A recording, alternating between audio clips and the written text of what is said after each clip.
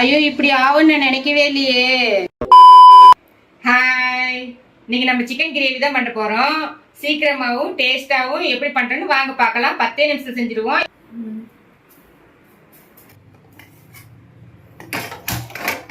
Oil ஊற்றிக்கலாம். கொஞ்சோண்டு பட்டை, சோம்பு, கொஞ்சம் லவங்கம், கொஞ்சம் கல்பாசி, இதெல்லாம் எண்ணெயில் போட்டுக்கலாம். ஒரு கொத்து கருவேப்பிலை போட்டுக்கலாம். பச்சை மிளகாய் போட்டுக்கலாம்.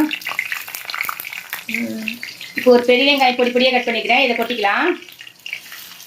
வெங்காயம் நல்லா வணங்கட்டும். இந்த சிக்கனுக்கு வெங்காயம் தான் நல்லா டேஸ்ட் கொடுக்கும். நல்லா வெங்காயத்தை நல்லா வணக்கணும். வெங்காயம் இந்த அளவுக்கு வணங்கினா போதும். இஞ்சி பூண்டு பேஸ்ட் போட்டுக்கலாம். ஒரு ஸ்பூன் இஞ்சி பூண்டு பேஸ்ட் போட்டுக்கலாம். ஒரு தக்காளி அரைச்சி வச்சிருக்கிறேன், அதை ஊற்றிக்கலாம்.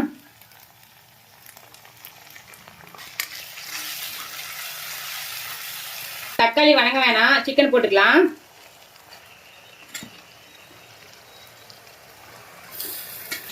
கொஞ்சம் மஞ்சள் போட்டுக்கலாம்.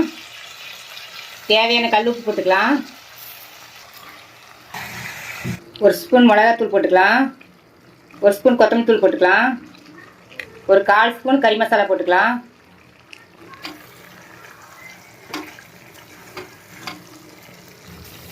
கொஞ்சமாக தண்ணி ஊற்றிக்கலாம்.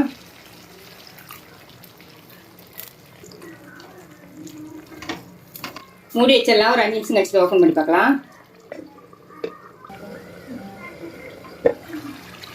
ஒரு 5 நிமிஷத்துலேயே கிரேவி பாருங்க நல்லா வந்துருச்சு. உப்பு காரம் மட்டும் செக் பண்ணிக்கோங்க.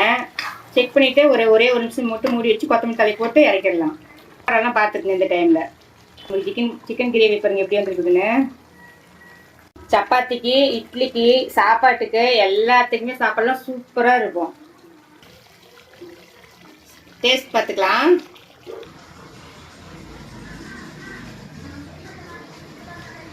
ஐயோ இப்படி ஆகும்னு நான் நினைக்கவே இல்லையே. இப்போ கொத்தமல்லி தழை போட்டு ஆஃப் பண்ணிக்கலாம்.